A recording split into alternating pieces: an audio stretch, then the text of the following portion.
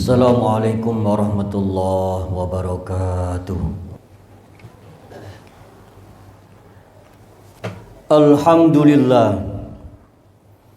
Alhamdulillahi amiri bil mu'mirina wan nahi 'anil munkar. Asyhadu an la ilaha illallah syahadatan man ata'ahu wa syakar. Wa asyhadu anna Muhammadan abduhu wa rasuluh asdaqu min absari wa anzar. Allahumma fasalli wa sallim ala nabiyil azim Sayyidina Muhammadin bil mu'minina raufur rahim wa ala alihi wa sahbihi wa man tabi'ahum ila yaumiddin.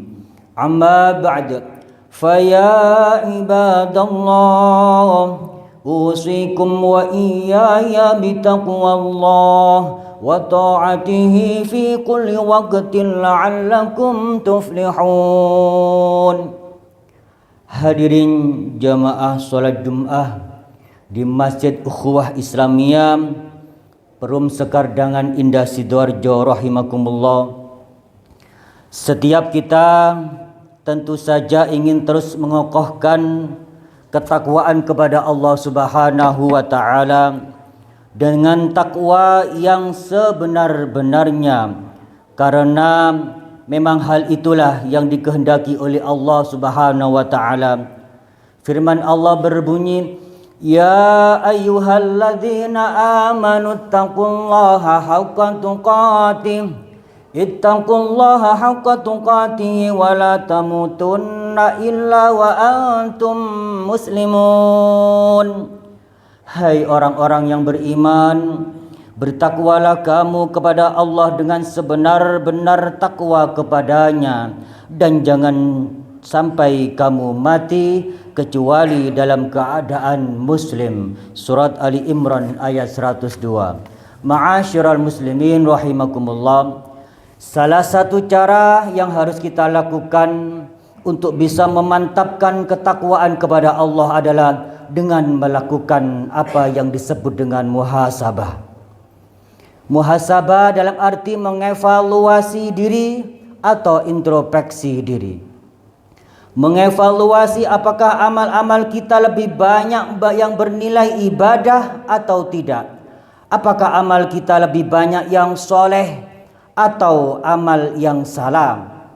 Hidup di dunia merupakan upaya untuk mendapat bekal yang banyak bagi kehidupan di akhirat yang bahagia.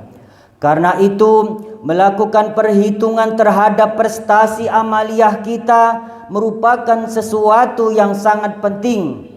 Itu pula yang menjadi sebab mengapa begitu penting bagi kita untuk memperhatikan wasiat sahabat Nabi Muhammad yang bernama Umar ibnul Khattab. Beliau berwasiat, hasibu anfusakum qabla an tuhasabu. Hisablah dirimu sebelum kamu dihisab oleh Allah. Di samping itu ada juga ayat Al-Quran yang mengatakan, ya ayyuhalladzina amanu taqullah wal tanzur nafsum ma qaddamat lighad wattaqullah innallaha khabirum bima ta'malun. Hai orang-orang yang beriman, bertakwalah kamu kepada Allah dan hendaklah setiap diri memperhatikan apa yang telah diperbuatnya untuk hari esok di akhirat kelak, dan bertakwalah kepada Allah, sesungguhnya Allah Maha mengetahui apa yang kamu kerjakan. Surat Al-Hasyr ayat 18. Ma'asyiral muslimin rahimakumullah. Dalam hadis Rasulullah menyebutkan hal-hal yang harus dipertanggungjawabkan di akhirat kelak, menyinggung dengan muhasabah. Rasulullah sallallahu alaihi wasallam bersabda, la tazulu qadama abdin fi yaumil qiyamati hatta yus'ala an arba'in. Tidak beranjak seorang hamba dari tempat berdirinya pada hari kiamat sehingga ditanya tentang 4 perkara. Yang pertama, an umrihi fima afnah, umurnya untuk apa dihabiskan. Yang kedua, wa an ilmihi fima fa'ala fihi, ilmunya untuk apa diamalkan. Wa an malihi min aina iktasabahu wa fima anfaqah. Yang ketiga, hartanya dari mana diperoleh dan untuk apa dibelanjakan. Sedangkan yang keempat, wa an jismihi fima abla, dan badannya untuk apa dipergunakan. Hadis riwayat Tabrani. Mengingat keempat hal di atas harus kita pertanggungjawabkan, maka memahaminya menjadi sesuatu yang sangat penting. Yang pertama, an umrihi fima afna, umurnya untuk apa dihabiskan. Tentang umur manusia yang telah kita ketahui, kalau panjang dan pendeknya telah ditentukan oleh Allah Subhanahu wa taala. Hal ini berarti semakin besar bilangan umur seseorang, berarti semakin dekat dirinya pada kematian. Hari ini kita menginjak 1 Muharram 1447 Hijriah.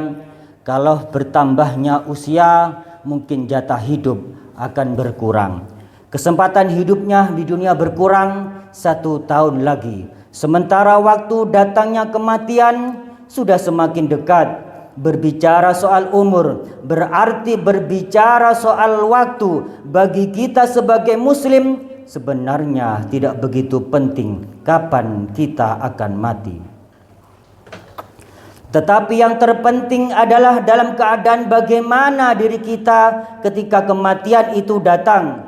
Apakah dalam keadaan tunduk kepada Allah Subhanahu wa taala atau malah dalam keadaan yang sebaliknya. Yang Allah kehendaki sebagaimana ayat di atas adalah jangan sampai kita mati kecuali dalam keadaan kita sebagai muslim, yakni tunduk dan patuh kepada Allah Subhanahu wa taala. Oleh karena itu menjadi suatu keharusan bagi kita untuk memanfaatkan semaksimal mungkin kesempatan hidup di dunia untuk selalu beramal soleh dan menyegerakan diri dalam melaksanakannya. Terlalu banyak contoh orang yang menyesal karena menunda-nunda amal soleh yang harus dilaksanakannya dalam kehidupan akhirat. Orang yang menyesal diri juga banyak. Allah berfirman, qalu rabbana ghalabat alaina shiqwatuna wa kunna qauman dallin. Mereka berkata, ya Tuhan kami telah dikuasai oleh kejahatan kami dan adalah kami orang-orang yang sesat. Mereka berkata lagi, Rabbana akhrijna minha fa'in udna fa inna zalimun. Ya Tuhan kami, keluarkanlah kami darinya dan kembalikan kami ke dunia. Maka jika kami kembali, mereka akan tetap melakukan kekafiran. Sesungguhnya kami adalah orang-orang yang zalim. Surat Al-Mu'minun ayat 106 sampai 107. Yang kedua yakni wa an ilmihi fima fa'ala fihi. Ilmunya untuk apa diamalkan. Tentang ilmu yang Allah Subhanahu wa taala dan Rasulnya telah mewajibkan kepada kita untuk mencarinya di dunia ini sebanyak-banyaknya. Oleh karena itu, menuntut ilmu tidak ada batasnya kecuali ajal yang tiba. Dengan ilmu semestinya manusia semakin dekat kepada Allah, bukan sebaliknya seperti yang sudah banyak terjadi, sehingga dengan ilmu itu banyak manusia yang sombong. Bahkan dengan ilmu yang sedikit sudah banyak manusia yang tidak membutuhkan. Ma'asyiral muslimin rahimakumullah. Oleh karena itu harus kita sadari bahwa sebanyak apapun ilmu yang kita miliki, pada hakikatnya ilmu itu sangat sedikit bila dibandingkan dengan ilmu Allah yang sangat luas dan banyak. Hal itu pula sebabnya ilmu yang telah dimiliki oleh manusia harus mampu dipertanggungjawabkan pengamalannya di hadapan Allah Subhanahu wa taala. Dan itu pula yang menyebabkan orang yang berilmu disebut ulama itu sangat takut kepada Allah Subhanahu wa taala. Allah berfirman, "Innama yakhsyallaha min ibadihil ulama. Innallaha azizun ghafur." Sesungguhnya yang takut kepada Allah di antara hamba-hambanya hanyalah orang-orang yang berilmu. Sesungguhnya Allah Maha Perkasa lagi Maha Pengampun. Surat Al-Fatir ayat 28. Katsirul khutaba wa qalilul ulama. Katsirul khutaba wa qalilul ulama. Banyak sekali di akhir tahun ini, di akhir-akhir usia hari kiamat ini, menjelang kiamat ini, orang yang pintar, pandai berpidato, tapi sedikit sekali yang bisa mengamalkan ilmunya. Yang ketiga, yang perlu diintrospeksi diri adalah wa an malihi min aina iktasabahu wa fima anfaqon. Hartanya dari mana diperoleh dan untuk apa dibelanjakan. Yang harus dipertanggungjawabkan di hadapan Allah kelak adalah tentang harta. Bagi manusia harta sangat diperlukan, karenanya setiap manusia pasti memburu yang namanya harta. Allah sendiri tidak melarang manusia mencintai dan mencari harta yang banyak. Bahkan Allah justru memerintahkan kepada manusia untuk mencari harta. Yang tidak boleh dimiliki oleh manusia adalah mencintai harta di atas kecintaannya kepada Allah. Karena dari sikap seperti ini manusia akan menghalalkan segala cara. Karena itu Allah Subhanahu wa taala akan meminta pertanggungjawaban dari mana kita memperolehnya atau bagaimana cara mendapatkannya, halal atau haramkah. Di samping itu, meskipun manusia sudah mencari harta dengan cara yang halal, bukan berarti sudah selesai pertanggungjawaban manusia dalam soal harta. Masih ada lagi yang harus dipertanggungjawabkannya. Untuk apa saja dibelanjakan dan dikeluarkan harta itu, untuk sesuatu yang bermanfaat atau tidak, untuk sesuatu yang benar atau tidak. Manakala harta dikeluarkan untuk sesuatu yang tidak bermanfaat, apalagi untuk yang tidak benar, Allah berfirman, "Wala tubadzir tabdzira. Innal mubadzirina kanu ikhwana syayatin wa kana syaitanu lirabbih kafura." Dan janganlah kamu menghambur-hamburkan hartamu secara boros. Sesungguhnya pemboros-pemboros itu adalah saudara setan, dan setan sangat ingkar kepada Tuhannya. Suratul Isra ayat 26 sampai 27. Ma'asyiral muslimin, jamaah Jumat rahimakumullah. Lalu yang keempat yang harus dipertanggungjawabkan di hadapan Allah Subhanahu wa taala, wa an jismihi fima ablahu, yakni badannya untuk apa dipergunakan. Yang harus dipertanggungjawabkan di hadapan Allah adalah soal penggunaan anggota badan. Kaki kemana berjalan, tangan apa yang dikerjakan, mata apa yang dilihat, telinga apa yang didengar, lisan pun apa yang diucapkan, dan begitulah seterusnya. Bila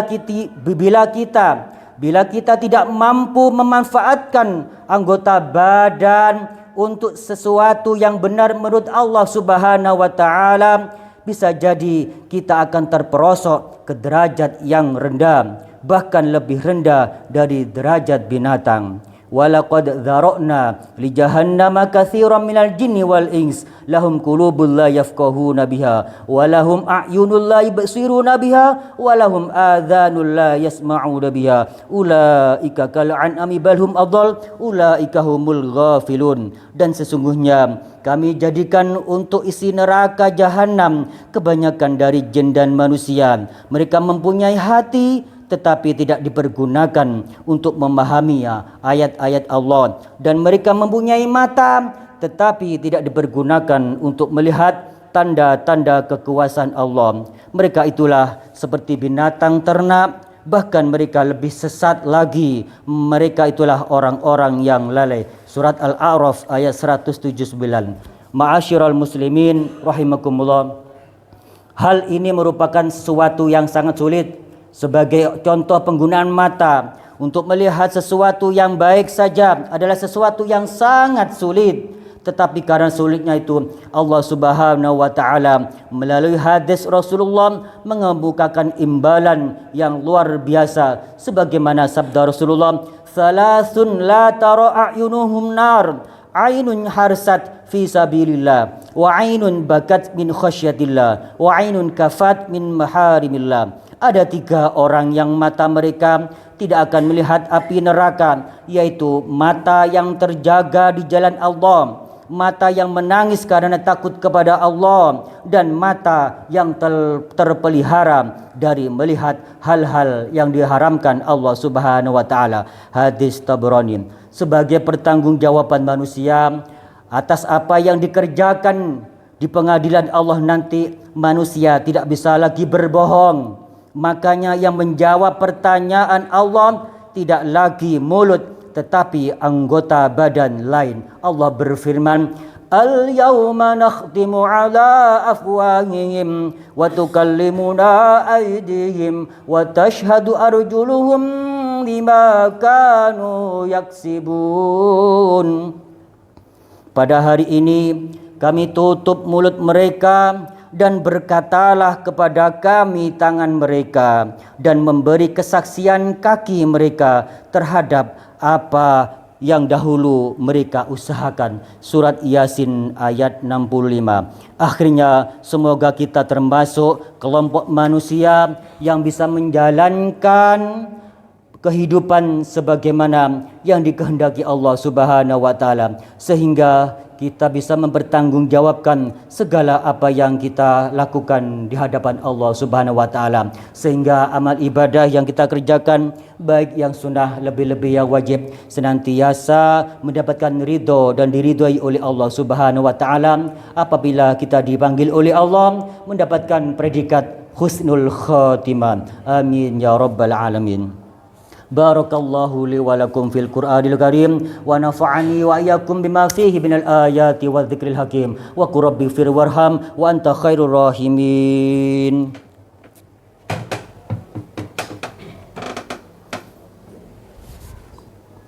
Allahumma salli wa sallim ala sayyidina Muhammadin wa ala ali sayyidina Muhammad. Astaghfirullahaladzim. Sallallahu alaihi wasallam.